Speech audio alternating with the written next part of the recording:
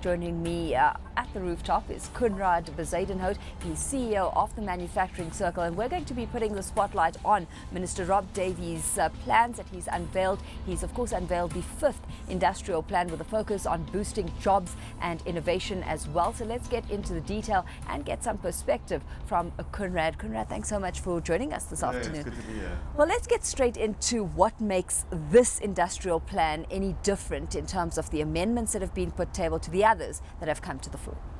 Well, I think the plan's starting to come of age. You know, every year we see some incremental improvements, but I think what's really fantastic now is to see that there's actual progress, real progress in terms of some of the transversal interventions, and that those transversal interventions are really starting to dominate the plan in the way that many commentators have hoped they would. There are, of course, still numerous sector-bound interventions which are important, but if you look into those actions, you'll see that it's flow over from many of the transversal interventions which we think are great. So let's bring it to the manufacturing space specifically, and how this is going to impact the manufacturing sector in South Africa in terms of it becoming more of a contributor to GDP, because you know, it's one thing having things on paper, another thing seeing actual follow through and implementation. No, of course. So I think in the first instance, one of the key transversal interventions is with local procurement, and there we've seen designations at the end of 2011, the first round. It's taken some time for the implementation to happen, for the instruction notes to be signed off, and for the actual tenders to start to come through. But we're starting to see really good action on that. I think it's gaining momentum. Transnet's following suit with a very significant program of local procurement and developing suppliers and so on, which we think is fantastic.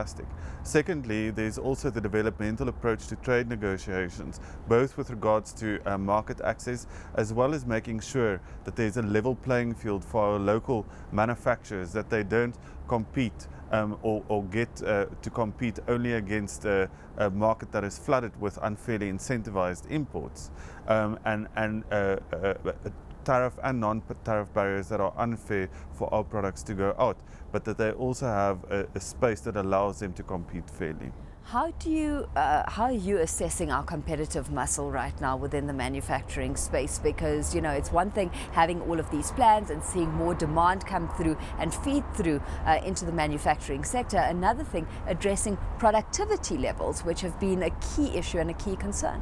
Well, look, I think in terms of competitiveness of our manufacturers per se, I think the last years have been some of the years of the toughest adjustment that we've seen, both in terms of what's happening in our economy and globally.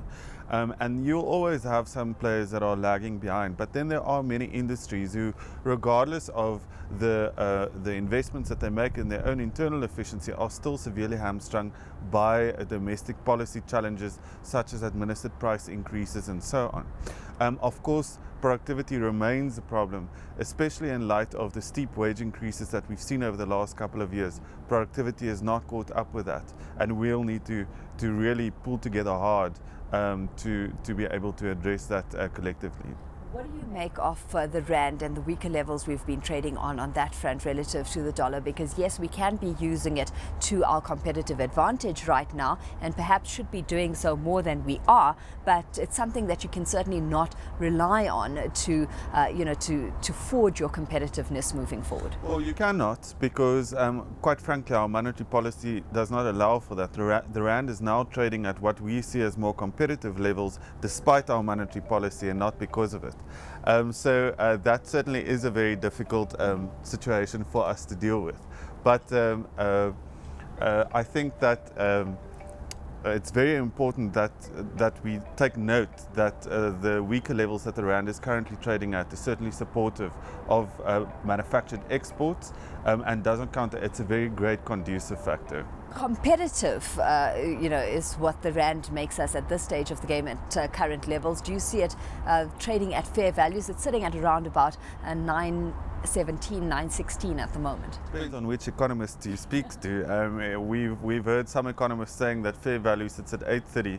We agree with those that think that the rand is really valued fairly now and really puts us in a much better position. The consensus amongst manufacturers is that if the rand sits between 9 and rand 50 and trades at less volatile, exhibits less volatility, it will certainly enable them to compete much better than if it's volatile and trading at stronger levels. Let's take a look at some of the challenges the manufacturing sector faces. We've honed in on some of them. Let's look at electricity prices, because that's a very big factor to consider, and what we've seen many manufacturers expecting is relief on the electricity front, specifically relief from those tariff hikes and tariff increases we've seen over the period. Look, we accept that Eskom works within a certain policy space in which it must deliver certain things in exchange for the revenue that it gets in. But the double-digit increases that we've seen over the last couple of years, double the rates of inflation, sometimes 3 times the rates of inflation, is definitely having an impact. We're now not anymore in a situation where we offer some of the cheapest electricity globally. We're now in a situation where we compare with countries like Turkey and so on. So, and that it's come within a very short period. There has been some relief in that NERSA has now granted only 8% to Eskom over the next couple of years, but it's still higher than inflation. And in light of that, against the context that amongst our peer competitors, they sit in a situation where their energy prices have actually declined over the last couple of years. And because of that, it will become necessary for us to consider, perhaps from industrial policy side, some sort of measure to provide relief for manufacturers if we are going to be. Has though been lacking in terms of the detail on this IPAP? Yes, it is not in the IPAP, unfortunately. But we are in negotiations with the Department of Trade and Industry on that, and hopefully in due course there will be a breakthrough. Okay, let's take a look at how you're rating our competitiveness and how you see this changing in relation to competitors in other emerging markets. We form part of the BRICS entity right now. Where do we sit in from your perspective on that basis? Well, I think the membership with BRICS could really work well for us if we can use that to negotiate better market access to countries like China and Brazil, to which the barriers in terms of both trade and tariff and non-tariff barriers are quite significant. It's hard for us to get into China, and the investment and manufacturing activity in South Africa coming in from China is lacking at the moment. We hope that that situation will improve, but we will definitely need a much more, should I say, bold or assertive a posture in terms of our trade negotiations with our BRICS countries, as well as other emerging peers in terms of getting access to their economies.